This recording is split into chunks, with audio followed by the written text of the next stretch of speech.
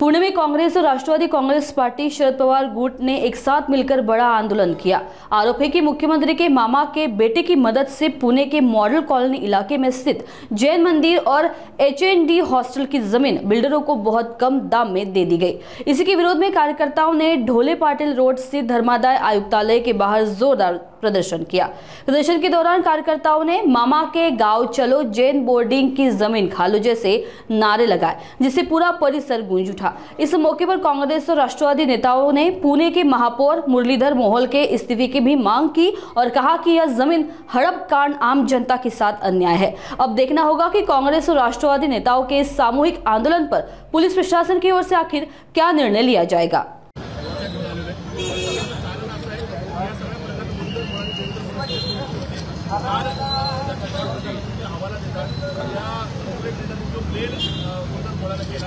तो जर त्यांनी धर्माचे आयुक्त, राज्याचे मुख्यमंत्री, राज्याचे महापालिकेचा आयुक्ताला केला पण या ठिकाणी त्यांनी मुरलीधर मोहोळांना मेल केला। याचा अर्थ ते आहे की मुरलीधर मोहोळ या ठिकाणी सगळ्या घटनाचे सूत्रधार आहेत।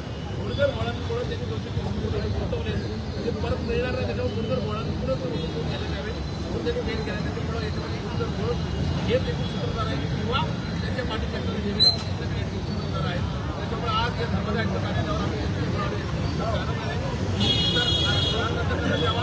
या धर्माच्या आयुक्त कार्यालयातून या ठिकाणी सरकार खात्यातून त्यांनी मदत केली असेल त्यांच्या गुन्हे दाखल करण्यात यावी आमची मागणी आहे। या महापालिकेला ट्रस्टच्या नावाने परवानगी एक पैसा एक्स्ट्रा लागतात आणि ट्रस्टच्या नावाने परवानगी दिली एक पैसा जास्त होतो।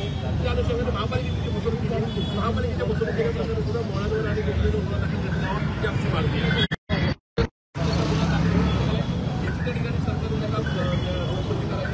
त्याचबरोबर या सगळ्या प्रकरणात गोखलेंची पद एवढी वाईट केली होती का त्या ठिकाणी त्यांना कुठल्याही नॅशनलाइज बँकेने प्रायव्हेट बँकेने कर्ज दिलं नाही आणि आम्ही गोखलेंना त्या ठिकाणी कर्नाटक मध्ये एका पतसंस्थेकडून आणि बुलढाणा पतसंस्थेकडून कर्ज घ्यायची वेळ आली।